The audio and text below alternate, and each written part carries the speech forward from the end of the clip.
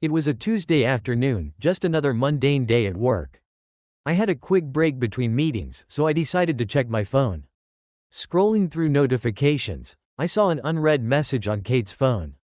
She had left it charging on the kitchen counter that morning, and it blinked with a soft glow. Without thinking, I swiped the screen and saw a name that made my stomach twist: Zach, our son's pediatrician. The message preview read, "You're the best thing that's happened to me lately." My heart pounded as I stood frozen, trying to breathe through the shock. My first instinct was denial. Maybe it wasn't what I thought. But deep down, I knew. The context was undeniable. I tapped the message, opening the full conversation, and there it was, in black and white, confirmation of everything I feared. Intimate words, late-night rendezvous, moments they shared, right under my nose. I could see every dirty detail unfold on the screen. Zach, the man who had been taking care of our child's health since birth. The man we trusted, was sleeping with my wife. I thought I would feel an explosion of emotion, rage, sadness, betrayal. But instead, I was cold. Numb. It was like the air had been sucked out of the room, and all that remained was a silent void. Kate, my wife, the mother of my child. She had betrayed me in the worst possible way. I placed the phone back on the counter carefully, almost mechanically, like it could break if I touched it any harder. The anger was slow to rise, but once it did, it was white hot. I wanted to confront her. I wanted to scream, to demand answers. But I stopped myself. A new thought crept in, dark and calculating. Confronting her wouldn't be enough. Walking out of this marriage wouldn't be enough either. No, they needed to pay. Both of them. I wasn't the type of man to take this lying down. I was going to make sure Zach's life was ruined, just like he had ruined mine.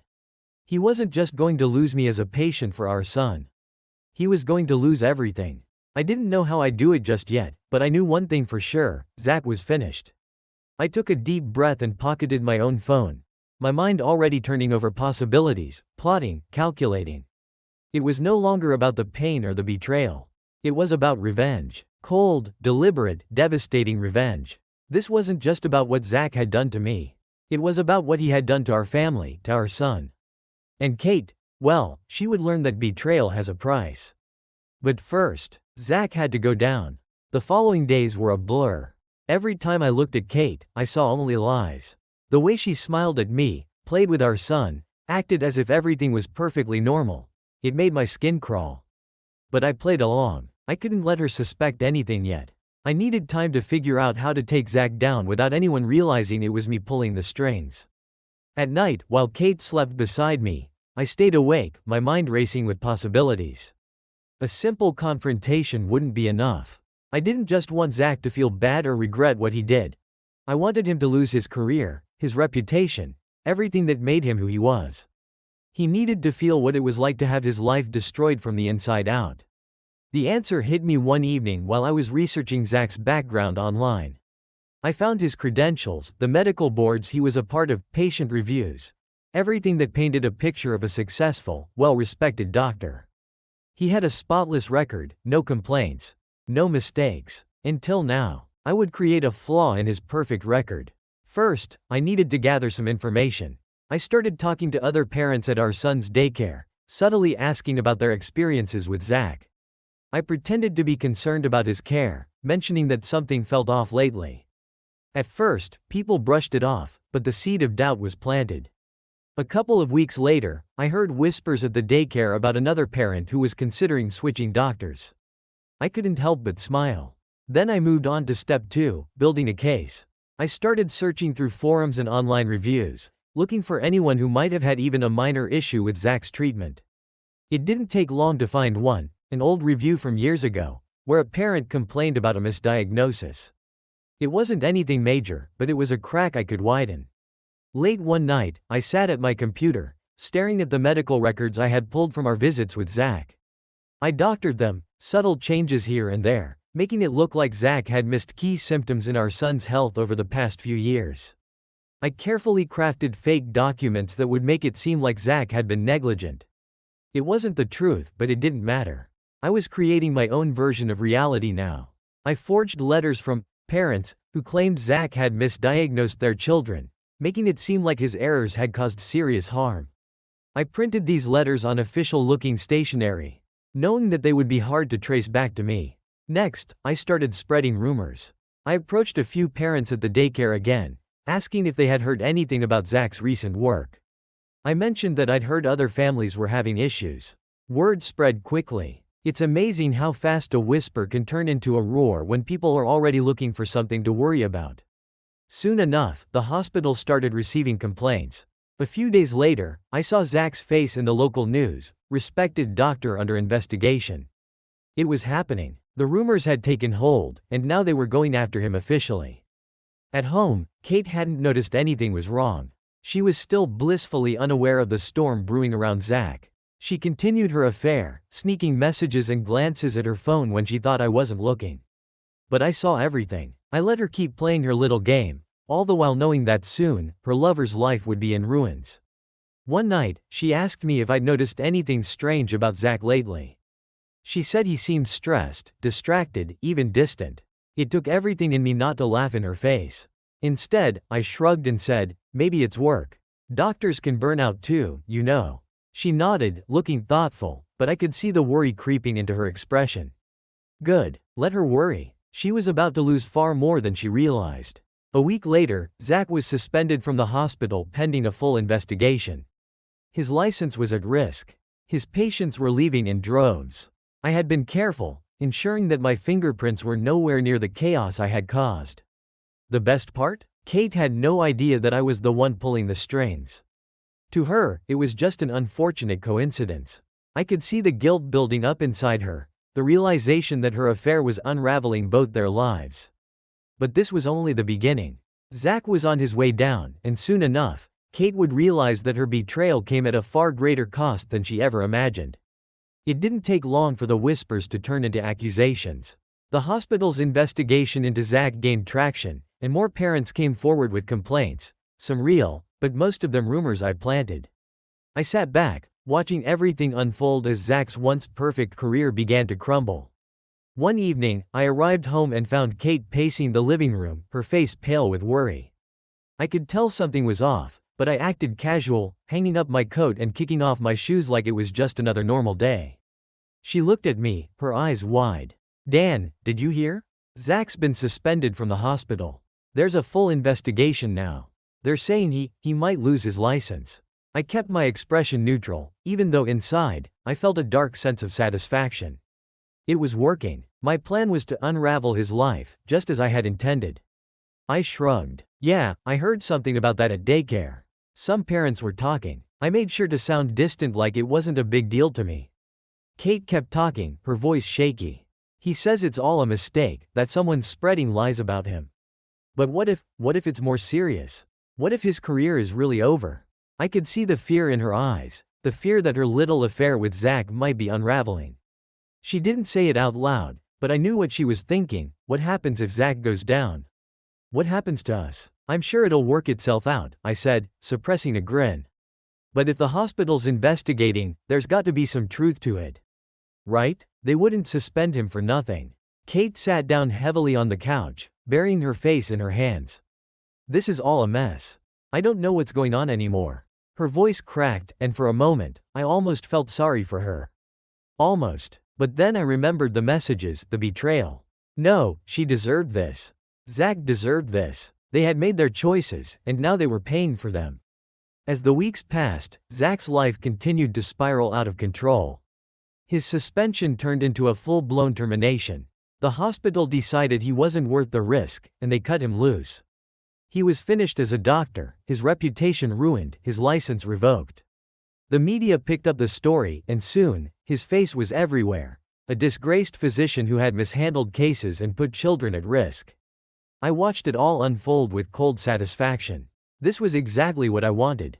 Zach had taken something precious from me, and now, I had taken everything from him. Kate, meanwhile, grew more distant. She barely spoke to me anymore. Lost in her own guilt and confusion. I knew she was scared that her secret affair had led to Zach's downfall, even though she had no idea that I was behind it all. One evening, she finally broke down. I don't know what to do, Dan, she said, her voice trembling. Zach's life is ruined, and I'm the reason. I don't know how to fix this. I looked at her, feeling nothing but coldness, and sighed. There's nothing to fix, Kate, I said calmly. You made your choice. Now you have to live with it. She stared at me, realizing for the first time that there was no going back. The cracks in her perfect little world were widening, and there was nothing she could do to stop it. Zach tried to fight back. He filed appeals, hired lawyers, and made desperate attempts to clear his name. But the damage was done. His reputation was so thoroughly destroyed that no amount of legal action could repair it. Hospitals wouldn't touch him. Parents didn't want him near their children. His colleagues avoided him like he was toxic. Kate, on the other hand, was a wreck. Every day, she looked more exhausted, more lost. The weight of her guilt was eating her alive, but I wasn't about to let her off the hook. She had betrayed me, and she needed to understand the full impact of what she had done. One evening, while she sat quietly at the dinner table, staring at her plate, I finally broke the silence that had been hanging between us for weeks. You're wondering why all this is happening, aren't you? I asked, my voice low. Kate looked up at me, her eyes wide with surprise. What do you mean? I leaned forward, locking eyes with her. Zach's life is falling apart, and you're starting to realize that maybe it's not just bad luck. Maybe there's a reason everything is unraveling. Her face went pale. Dan, what are you saying? I'm saying that people don't just lose their careers overnight, Kate.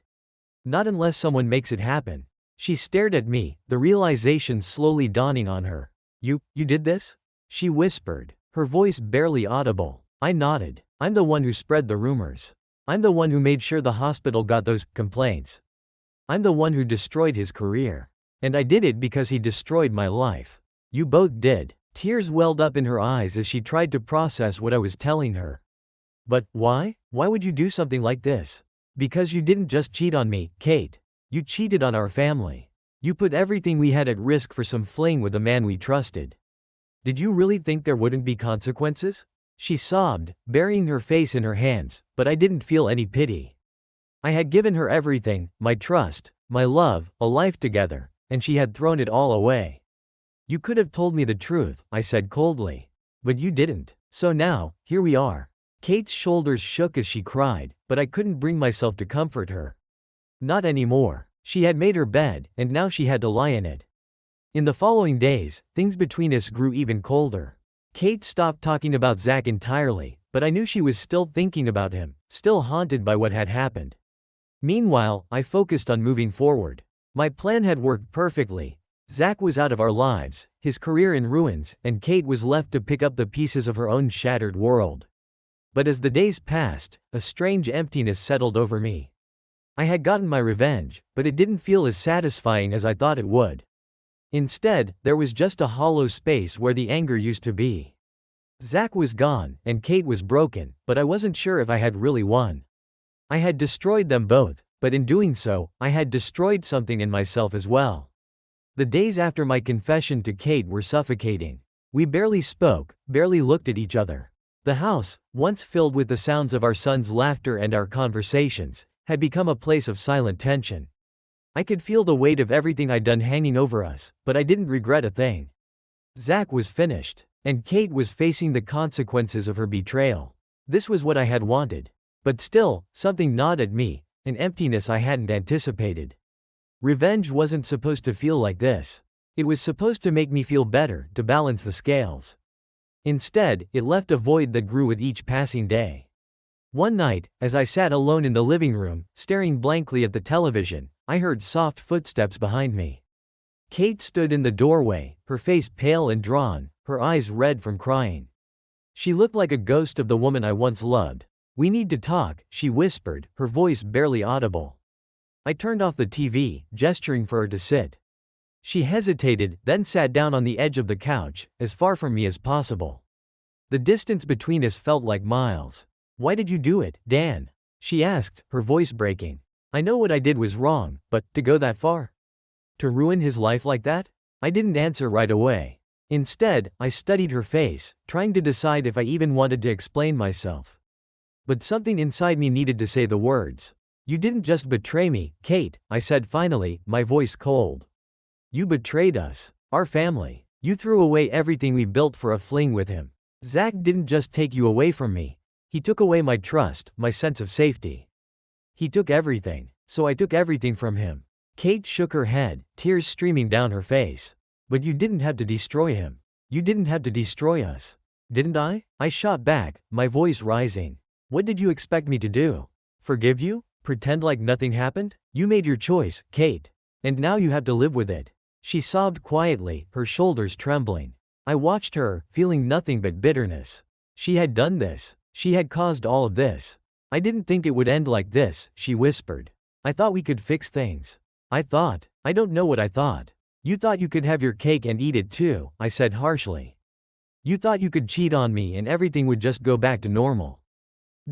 No, she said, shaking her head. I thought I could escape. I thought I could find something I was missing, but I was wrong. I was so wrong. Her words cut deeper than I expected. Escape? What had she been running from? Our life together? Me? Why Zach? I asked, the question slipping out before I could stop it. Why him? Kate looked away, her face crumpling with guilt. I don't know. He was there. He listened to me when I felt like I couldn't talk to you.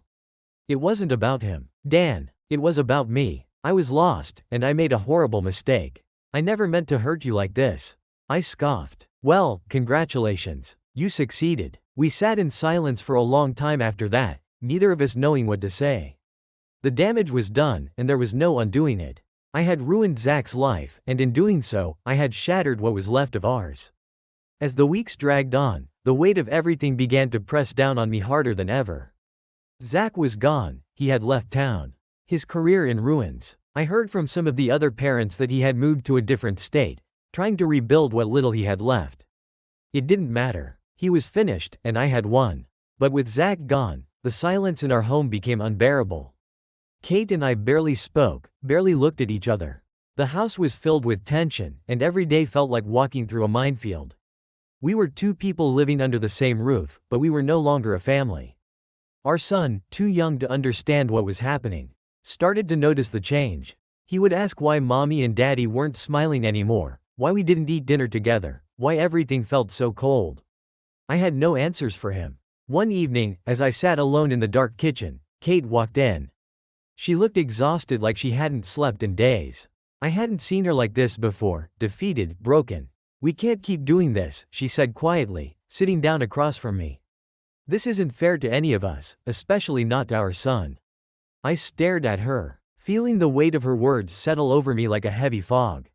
She was right. We were living in a broken home, and it was tearing us apart. I know, I said finally, my voice hoarse. But what do you expect me to do, Kate? Just forget everything that happened? Pretend like none of this matters? I don't know, she whispered. But this isn't living. We're stuck in this cycle of hate and anger, and it's destroying us. For the first time in months, I felt the anger inside me start to wane. Maybe it was the exhaustion, maybe it was the weight of what we had both lost, but I couldn't hold on to the fury anymore. It had burned me out. I don't know how to fix this, I admitted, my voice cracking. I don't know how to move on. Kate looked at me, her eyes filled with sadness. Maybe we can't. Maybe we're too far gone. The words hung in the air, thick and heavy. She was right, of course. We had gone too far, both of us. There was no undoing the damage we had caused. I think we need to talk about what comes next, she said softly. For us. For our son. It was the conversation I had been dreading, the one I knew was inevitable. We couldn't keep pretending everything would magically get better. The reality was that we were broken beyond repair. I think you're right, I said quietly. Maybe it's time to accept that this is over. Kate nodded, tears welling up in her eyes. I'm so sorry, Dan. I really am. I couldn't bring myself to respond. There was nothing left to say. Apologies couldn't fix this, and forgiveness felt impossible. We sat in silence for a long time, both of us knowing what came next.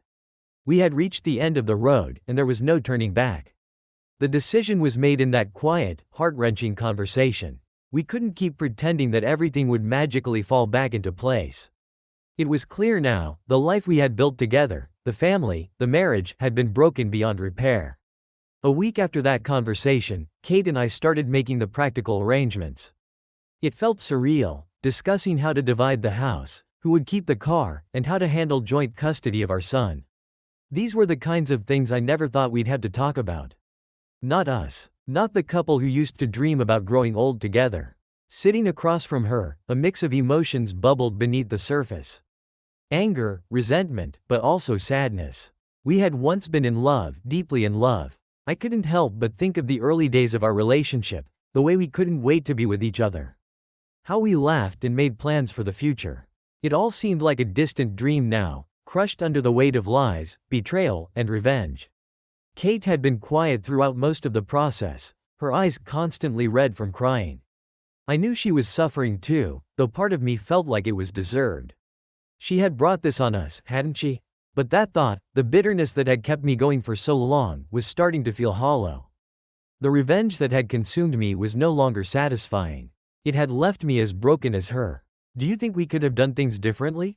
she asked one night while we went over some paperwork. Her voice was soft, barely above a whisper. I didn't look at her at first. The question hung in the air, heavy with regret. Could we have done things differently? If I hadn't found out, if I hadn't taken the path of destruction, could we have salvaged what we had? "I don't know," I finally said, my voice colder than I intended. "Maybe, but we'll never know, will we?" she sighed, folding her hands in her lap. "I wish I could take it all back." "Yeah," I said, staring at the papers in front of me. "Me too." The truth was, I wasn't sure if we ever could have fixed things. The moment she chose Zach over me, something fundamental had shattered.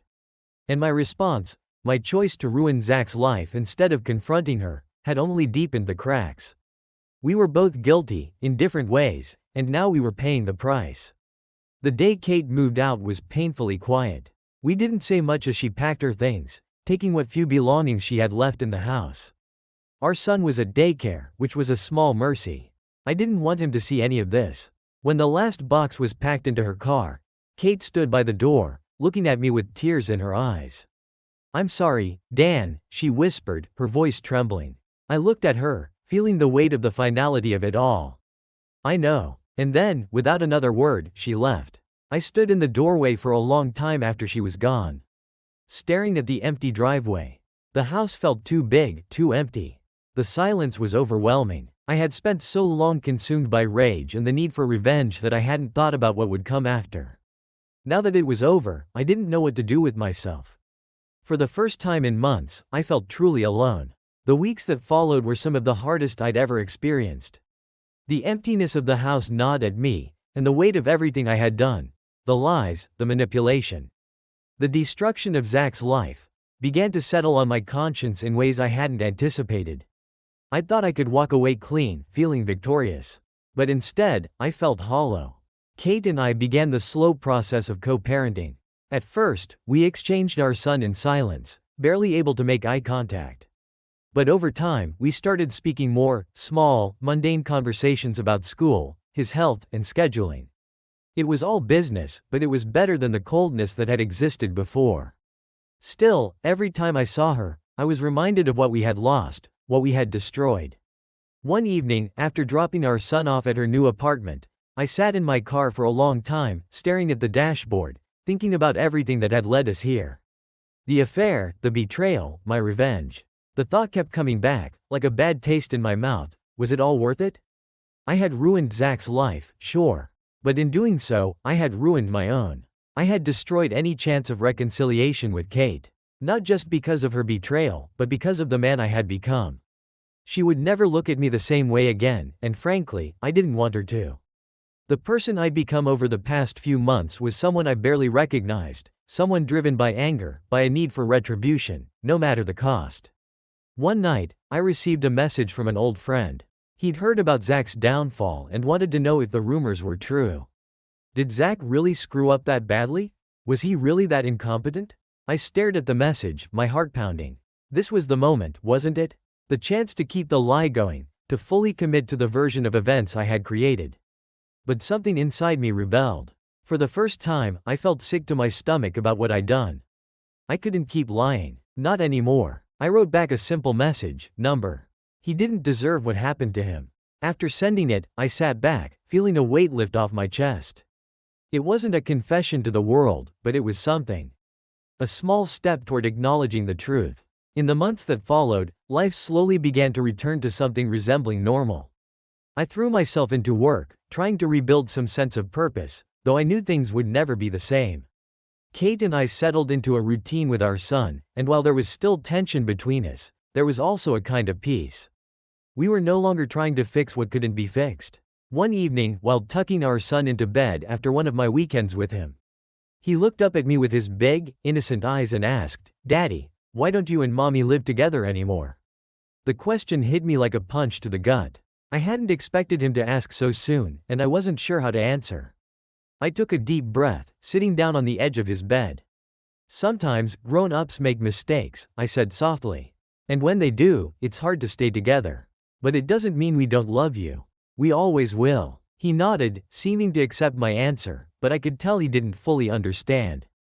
How could he? He was too young to grasp the complexities of betrayal, revenge, and the destruction of trust. After he fell asleep, I sat alone in the living room, thinking about everything that had led me to this point. I had gotten my revenge, but at what cost? I had lost my family, my sense of self, and even the satisfaction I had thought I would feel from taking Zach down. The truth was, there were no winners in this. Only broken people are left picking up the pieces. As I sat in the quiet house, I realized that it was time to start rebuilding, not just my life, but myself. It wouldn't be easy, and the scars would always be there, but I knew one thing for certain. Revenge hadn't healed me, it had only deepened the wound. Months passed, and I tried to move forward with my life. But no matter how hard I worked, how much time I spent with my son, or how much I tried to push everything aside, the truth lingered in the back of my mind.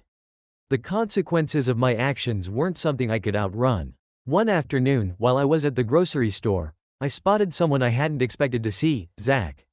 He was standing in one of the aisles, looking at a shelf of cereal, completely unaware of my presence. My heart skipped a beat, and for a moment, I froze, unsure of what to do. I hadn't seen him since everything had gone down, since I had destroyed his career, his life. He looked different, thinner, more worn down. His once confident posture was now hunched as if the weight of the world rested on his shoulders. I knew that weight. I had placed it there. For a split second, I considered turning around and leaving the store without him ever knowing I was there. But something inside me stopped. I couldn't keep running from what I had done. Not anymore. I took a deep breath and walked down the aisle toward him. As I approached, he turned and saw me. His eyes widened, and for a moment, we just stared at each other in silence. The tension between us was palpable, a mixture of anger, betrayal, and something else, something I couldn't quite identify. "Zach," I said, my voice hoarse. He didn't say anything at first, just looked at me like he wasn't sure if I was real. Then, slowly, his expression hardened. "What do you want, Dan?" he asked, his voice cold. "I'm not here to cause trouble," I said quickly, holding up my hands as if to show I wasn't a threat. I need to talk to you." Zach scoffed, shaking his head. "Talk? After everything you've done? You ruined my life, Dan. What's left to talk about?" The anger in his voice was justified. I had been the one to set everything in motion, to spread the lies that had cost him his career, his reputation, everything. And now I was standing in front of him, trying to have a conversation like none of that mattered. But it did matter. It mattered more than I had ever anticipated. "I know what I did was wrong," I said, the words coming out slower than I had planned. "I know you probably hate me, and I don't blame you. But I can't keep pretending like it didn't happen. I need to face it. I need to own up to what I did." Zach crossed his arms, his eyes narrowing. "So, what? You're here to apologize? To clear your conscience?" "I'm not sure an apology is enough," I admitted, feeling a knot form in my stomach. "But I wanted to tell you the truth. I wanted you to know, it was never about you. It was about Kate, about what happened between you two." His eyes flickered with recognition, but the anger didn't leave his face. "So that's what this is about.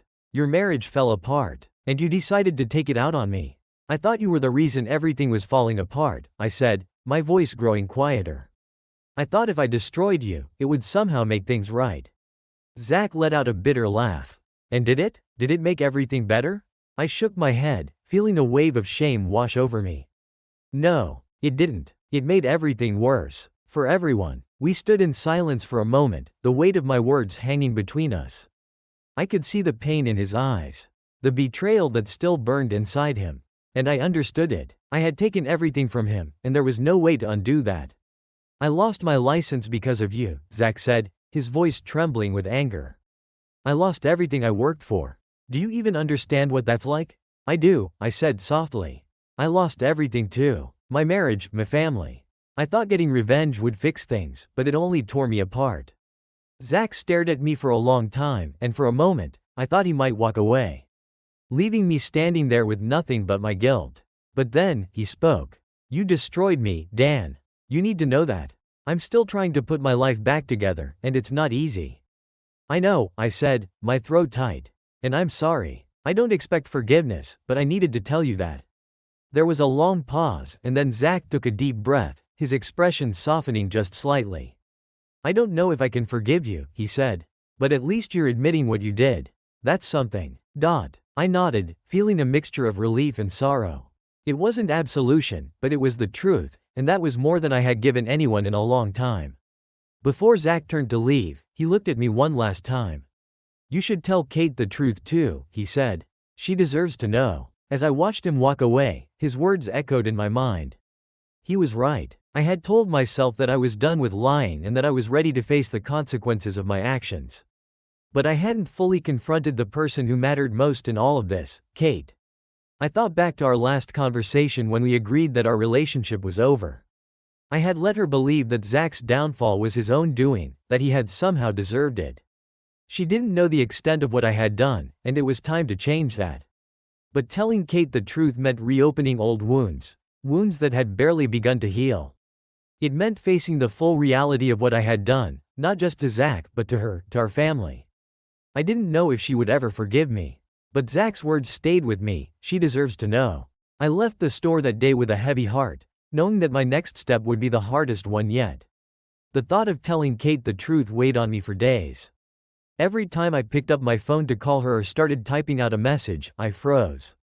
I didn't know how to even begin explaining what I had done. It wasn't just about admitting I had wronged Zach, it was about confessing that I had manipulated the entire situation. I had turned our already shattered marriage into a battleground for my revenge.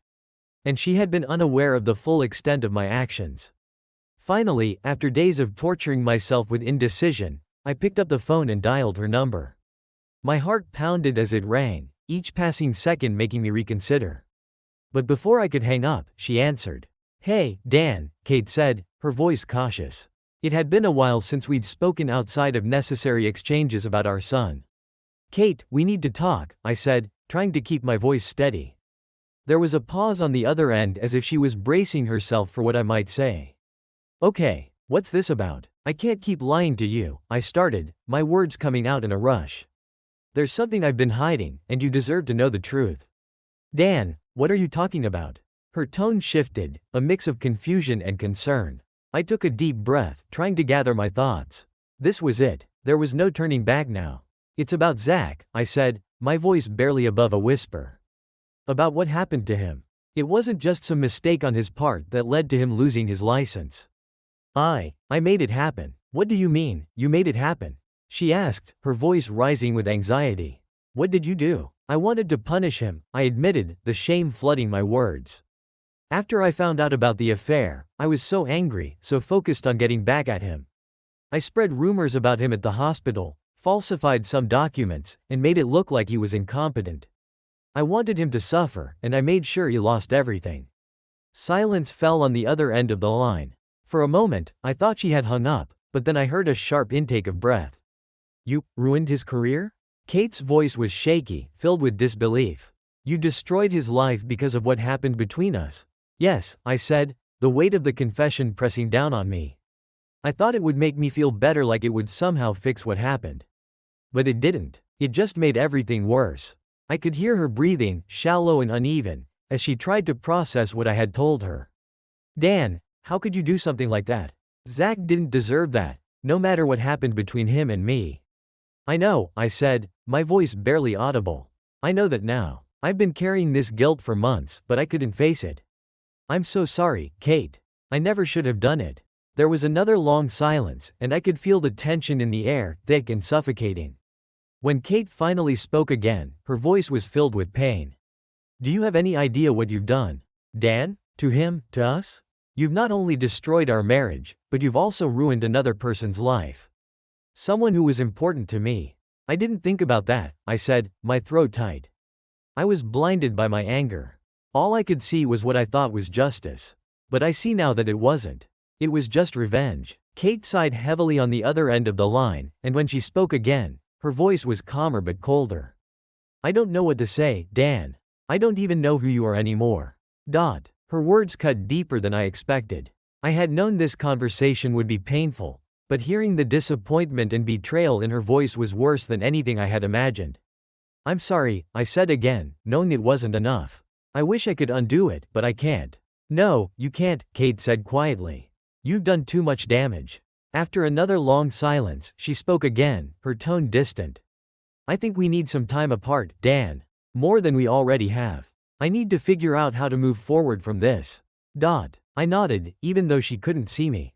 I understand. I'll be in touch about our son, she said, her voice emotionless. But for now, I don't want to talk. I need space. And with that, she hung up. I stood there, the phone still in my hand, feeling like the ground had been ripped out from under me. The weight of what I had done hit me all over again, harder than before. I had told the truth, but instead of feeling lighter, I felt more lost than ever. In the weeks following my confession to Kate, the fallout was worse than I'd anticipated. We barely spoke, except for the logistics of co-parenting. Her once warm tone was gone, replaced by something colder, more distant. I couldn't blame her. After everything I had done, it was a wonder she even spoke to me at all. But the worst part was the realization that I hadn't just hurt her or Zach.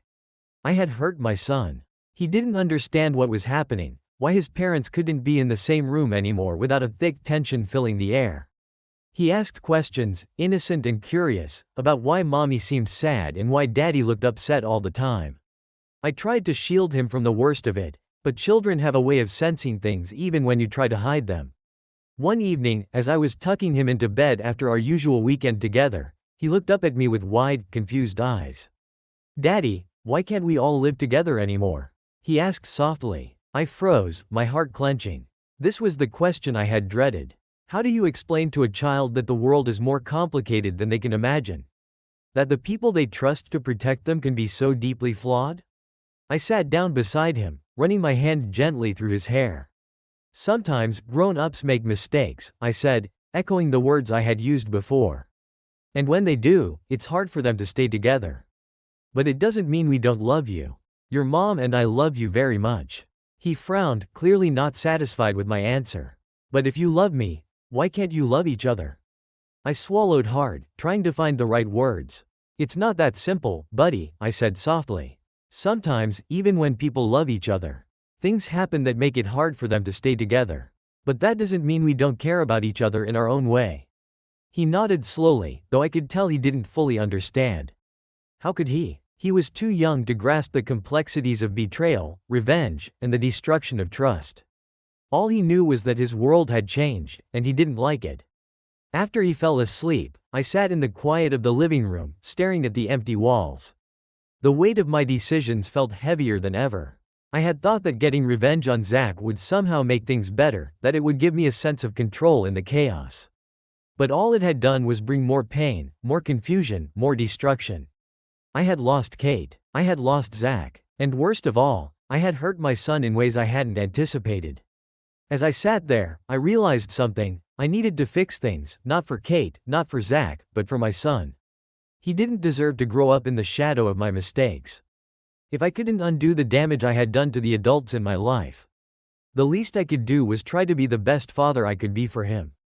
It wouldn't be easy. The road ahead was long, and I knew I would be carrying the weight of my actions for a long time. But if there was any chance at redemption, it was through being there for my son, through showing him that even when you make terrible mistakes, you can still choose to be better. And that was a choice I had to make every day from now on. The days following my decision to focus on being a better father were a strange mix of quiet determination and lingering guilt. I spent more time with my son, trying to make our weekends together special, to show him that he was the most important part of my life. But even in those moments when we were laughing or playing, the weight of everything I had done was always there, lurking in the background. One evening, after I had dropped him off at Kate's, I sat in my car outside her house.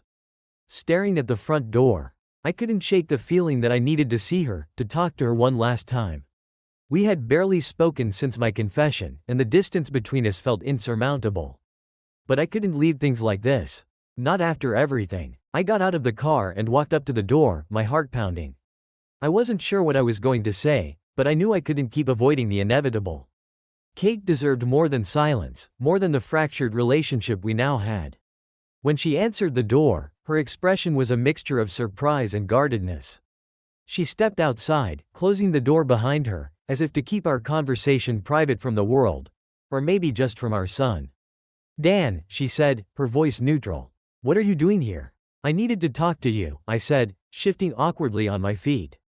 "I know you said you needed space, but I can't leave things like this. I can't let this be how our story ends." She crossed her arms, her eyes narrowing slightly. "Dan, our story ended a long time ago. You just didn't want to see it." Her words stung, but I knew they were true. I had been in denial for so long, holding on to the idea that somehow we could fix everything, that maybe, just maybe, there was a way back from the destruction. But now, standing in front of her, I saw the truth in her eyes. There was no going back. "I know," I said quietly. "But I'm not here to fix things. I'm not even sure if I can. I need to apologize again. For everything." She sighed, looking away for a moment before turning her gaze back to me. "I don't know if an apology is enough, Dan. You did more than just hurt me. You destroyed Zach's life, and in doing so, you destroyed any chance of us ever working things out. Do you understand that?" "I do," I said, my voice thick with regret. "I know I've done terrible things, and I know I can't make up for them. But I need you to know that I'm trying to be better. For our son. I don't want him to grow up thinking that this is how relationships work. That this is what love looks like." Kate's expression softened slightly, but there was still a wall between us, one that I knew I had built brick by brick. "I want that too," she said quietly. "I want him to grow up in a home where he knows he's loved, where he doesn't have to see his parents tearing each other apart. I won't let that happen," I promised, taking a step closer to her. "I'm not asking for forgiveness, Kate. I know I don't deserve it. But I'm asking for a chance to make things right in the only way I can, by being a good father. By being there for him." She looked at me for a long time, her eyes searching mine as if trying to find something, some sign that I was telling the truth, that I had truly changed. After what felt like an eternity, she nodded slowly. "For his sake, we need to figure out how to be civil," she said. "It's not going to be easy, and it's going to take time. But I think we can do it." Relief washed over me, but it was tempered by the reality of the situation. This wasn't a reconciliation. This wasn't the beginning of some happy ending. It was just two people trying to pick up the pieces of their broken lives for the sake of someone they both loved. "I'll do whatever it takes," I said, meaning every word. She gave me a small, sad smile, the kind that didn't reach her eyes. "It's going to be hard, Dan. There's a lot of damage between us." "I know," I said softly.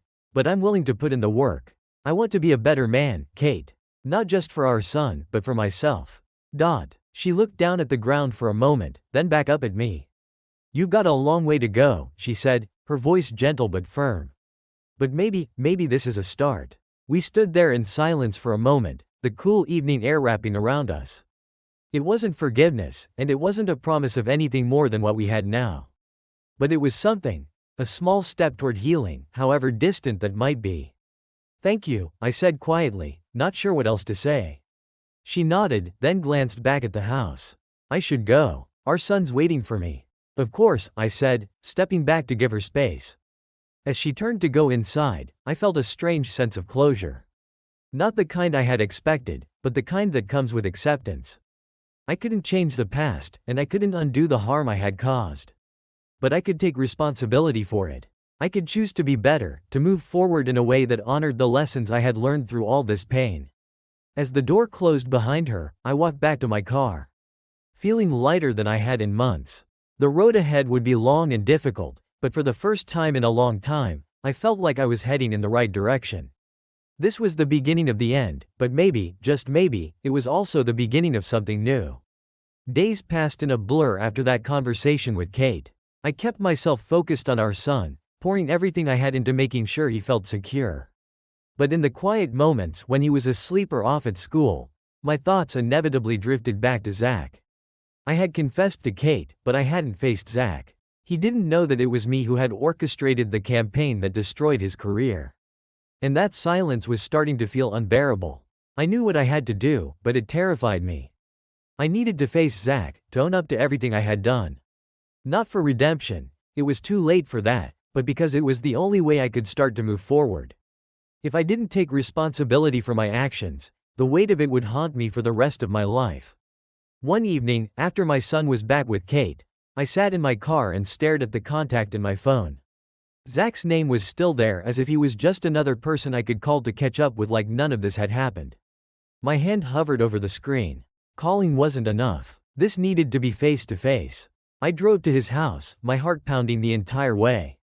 My mind raced with what I would say, how I would even begin to explain myself.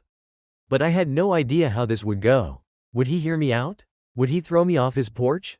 Did I even deserve a chance to explain? When I arrived, the house was dark except for a single light in the living room. I could see the faint glow through the curtains, and it made me hesitate. Maybe this was a bad idea. Maybe it was better to leave things as they were.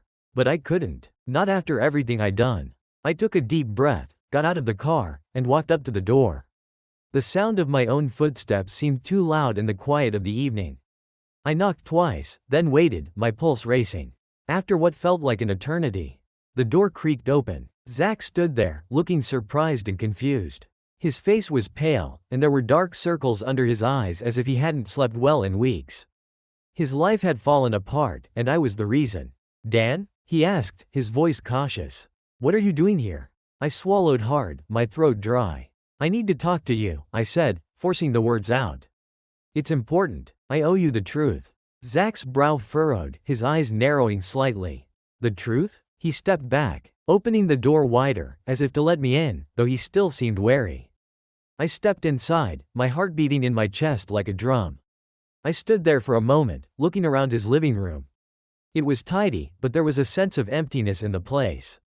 Like he was just going through the motions, existing rather than living. "I don't know how to say this," I began, my voice shaky, "but I need to tell you something about what happened with your career." Zach crossed his arms, leaning against the doorframe. His expression unreadable. "Go on." I took a deep breath, feeling the guilt rise up like bile. "I'm the reason you lost your job. I spread those rumors about you and forged those documents. I made it look like you were incompetent." The words hung in the air between us, and for a moment, Zach didn't react. He just stared at me, as if he couldn't quite process what I had said. "What?" he asked, his voice low and incredulous. What did you say?" "I destroyed your career," I repeated, my voice barely above a whisper. "After I found out about the affair with Kate, I was furious. I wanted to make you pay. So, I made sure the hospital thought you were a danger to your patients. I faked the whole thing." For a moment, Zach didn't say anything. He just stood there, staring at me, his face a mix of disbelief and growing anger. Then, all at once, the realization hit him. "You ruined my life," he said, his voice trembling with rage. "You took everything from me. My job, my reputation. Everything." "I know," I said, my heart heavy with guilt. "I know I can't undo it. But I needed to tell you the truth. You deserve to know what really happened." Zach took a step toward me, his fists clenched. For a second, I thought he might actually hit me, and I wouldn't have blamed him if he had. But instead, he just stood there, shaking with anger. "You think telling me now makes it better?" he asked, his voice raw with emotion. "Do you have any idea what you've done to me? To my career? My entire life has been destroyed because of you. I'm sorry," I said, though I knew the words meant nothing in the face of what I had done. Zach let out a bitter laugh, shaking his head. "Sorry? That's it? You think saying sorry fixes any of this?" "No," I admitted. "I don't expect forgiveness. I needed to own up to it. I needed to stop hiding behind my lies." Zach's face twisted with pain and fury. "Get out of my house," he said through gritted teeth. "I don't want to see your face ever again." I stood there for a moment, unsure of what else to say. There was nothing I could do to make this right. I had come here to confess, and now I had to live with the consequences. "I'm sorry," I said one last time, before turning and walking out the door. As I walked back to my car, I felt like I had been hollowed out. Telling Zach the truth had been harder than I expected. His anger, his pain, it was all justified. I had taken everything from him. But despite how awful it felt, there was a small sense of relief in knowing that I had finally come clean. The truth was out there, and now I had to face the aftermath. The drive home was long and silent. My thoughts kept drifting back to Zach's face, the way his expression had shifted from confusion to rage in an instant. I could still hear the tremor in his voice as he demanded I leave. I had known this wouldn't bring closure, but I hadn't expected the wave of guilt to come crashing back with such intensity. When I got home, the house felt emptier than ever. I sat on the couch, staring at the blank TV screen, trying to process everything. I had done what I thought I needed to do, but it didn't bring the peace I had hoped for. Instead, it felt like the final nail in the coffin of everything I had once known. My marriage was over, Zach's life was in ruins, and my son was caught in the middle of the wreckage I had caused. In that quiet moment, I realized that the person I had become over these past months was someone I didn't recognize. The bitterness, the need for revenge, it had consumed me, turning me into someone I had never imagined I could be. And now, after everything, I was left standing in the ruins of my own choices. I couldn't go back and undo what I had done. But maybe, just maybe, I could find a way to move forward. It would take time, and I would have to live with the consequences of my actions every day. But I couldn't stay in this place of anger and guilt forever. For my son Sake, and for my own, I had to find a way to rebuild. To become someone better than the man who had let revenge consume him. But as I sat there in the dark, the path ahead felt impossibly long. Months passed after my confession to Zach. The storm I had created had finally begun to calm, but the damage was done. Zach had disappeared from our lives, and I wasn't sure if he'd ever resurface.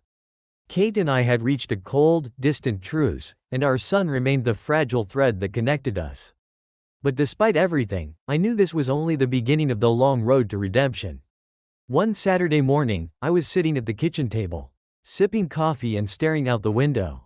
My son was playing in the living room, his laughter occasionally breaking the silence.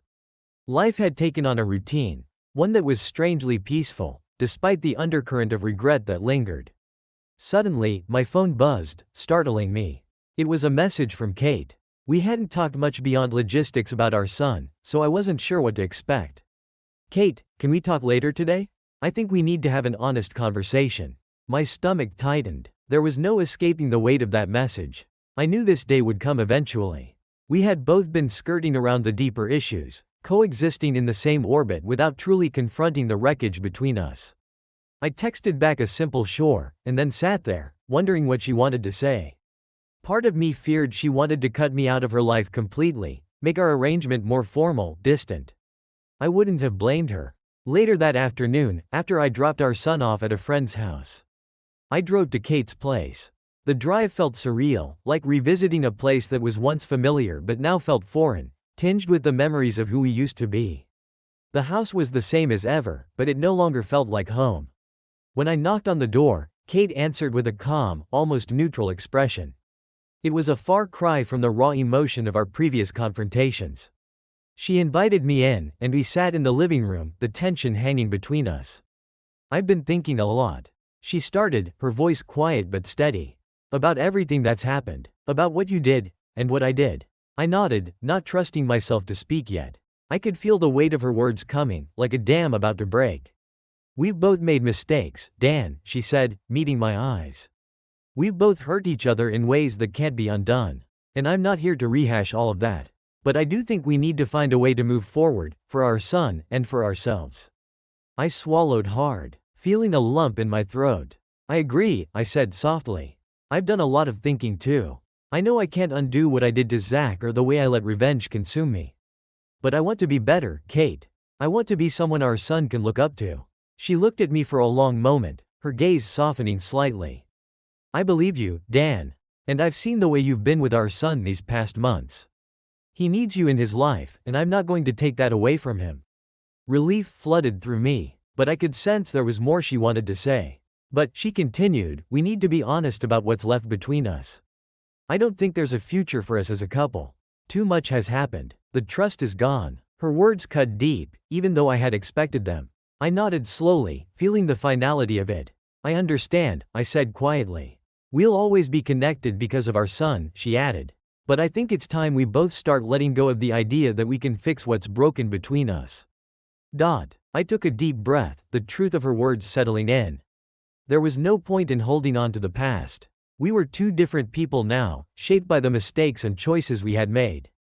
And no amount of regret could change that. "You're right," I said. I think I've been holding on to this idea that somehow, we could go back to the way things were. But I know now that's not possible. We need to move forward, separately. She gave me a small, sad smile. I think this is the healthiest thing we can do for ourselves and for him. It's time to start over. There was a long pause as we both sat there, absorbing the weight of the moment. It wasn't the ending I had once hoped for, but it was the ending that made sense now. We weren't going to rebuild the life we once had. But maybe, in letting go of the past, we could find a way to build something new, separate, but stronger. As I got up to leave, Kate walked me to the door. For the first time in what felt like years, there was no anger or resentment between us, just a quiet understanding. "I'll see you next week," she said, referring to the arrangement we had for our son. "Yeah," I replied, managing a small smile. "Take care, Kate." She nodded, and as I stepped out onto the porch, the cool air hit me like a reminder that life was moving on. I walked to my car, feeling lighter than I had in a long time. It wasn't the closure I had imagined, but it was the start of something new. Driving away from Kate's house, I realized that this wasn't just the end of my marriage. It was the end of the person I had become during these dark months. I had spent so long consumed by anger, by the need for revenge, that I had forgotten what it meant to live without that weight. Now, with nothing left to cling to, I had to figure out who I was going to be. And as I drove into the evening, I felt something I hadn't felt in a long time: hope. Not for the future I had once envisioned, but for the possibility of becoming someone better, someone worthy of the second chance I had been given. It was time to start over. And this time, I was going to do it right.